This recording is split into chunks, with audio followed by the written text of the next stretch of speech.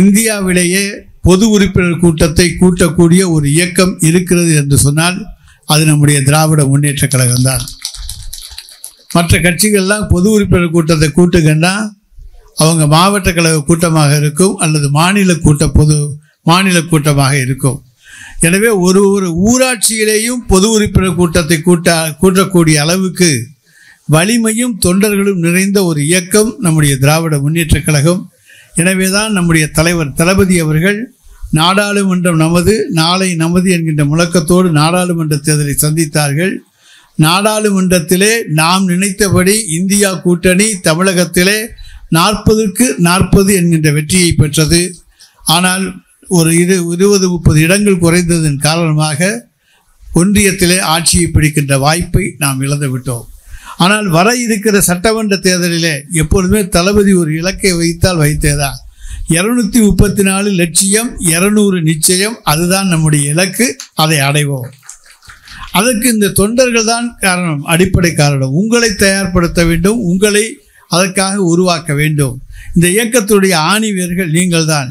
இங்கே மேடையில் இருக்கவங்க யார் என்னத்தை பண்ணினாலும் என்னென்ன குட்டிக்கரணம் அடித்தாலும் ஓட்டு வாங்கி கொடுக்கக்கூடியவங்க நீங்கள் தான். அதை நம்பித்தான் தலைவர் இந்த பொது உறுப்பினர் கூட்டத்தையே முதல்ல கூட்ட சொன்னார். அதனுடைய நோக்கமே தொண்டர்களை பலப்படுத்துங்கள், தொண்டர்களை தைரியப்படுத்துங்கள், தொண்டர்களை உற்சாகப்படுத்துங்கள்.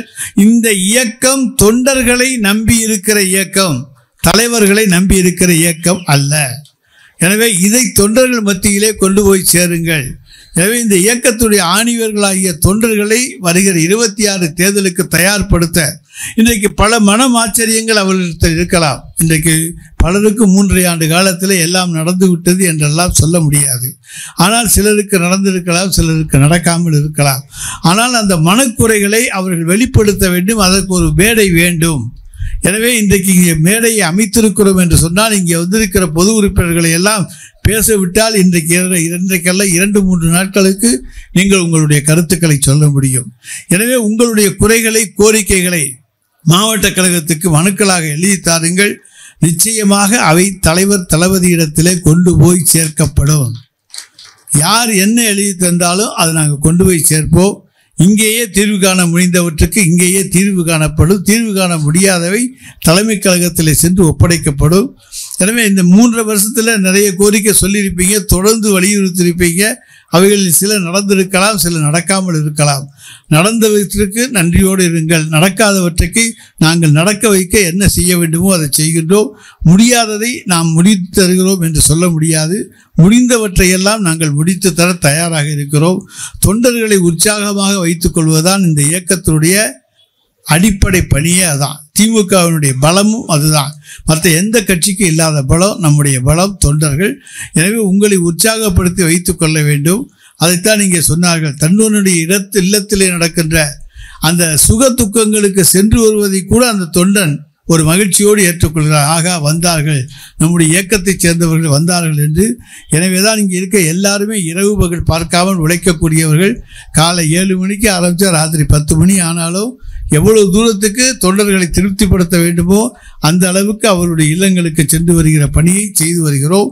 அதை போல தலைமையிடத்தில் என்னென்ன சொல்லி செய்ய வேண்டுமோ அதை எங்களால் இயன்றவரை செய்து வந்து கொண்டிருக்கின்றோம். இன்றைக்கு அமைச்சராக இருந்தாலும், மாவட்ட செயலாளர் இருந்தாலும், எம்எல்ஏவாக இருந்தாலும், எம்பியாக இருந்தாலும் தலைவர் என்ன நினைக்கிறாரோ அதை செய்ய வேண்டியதுதான் நம்முடைய பணி. அதை நாங்கள் இன்றைக்கு செய்து கொண்டிருக்கின்றோம்.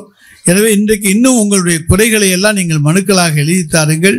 நிறைவேறக்கூடிய குறைகளை எல்லாம் நிச்சயமாக நாங்கள் நிறைவேற்றி தருவோம் என இந்த தொண்டர்களுடைய கூட்டத்திலே, அதாவது நம்முடைய புதுக்கோட்டை வடக்கு மாவட்டத்துடைய பொது உறுப்பினர்கள் கூட்டத்திலே நான் தெரிவித்துக் கொள்ள கடமைப்பட்டிருக்கின்றேன்.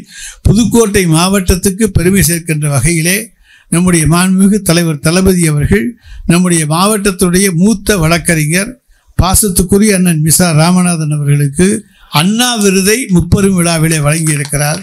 அது இந்த மாவட்டத்துக்கு கிடைத்திருக்கிற மிகப்பெரிய பெருமை.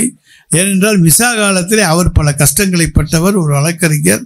எனவே அந்த கஷ்டங்களுக்கெல்லாம் இன்றைக்கு துன்பங்கள், துயரங்களை எல்லாம் நீக்குகின்ற வண்ணம், அந்த காயத்துக்கு மருந்து தருகின்ற வண்ணம் அவருக்கு அண்ணா விருது முப்பெரும் விழாவிலே வழங்கப்பட இருக்கிறது.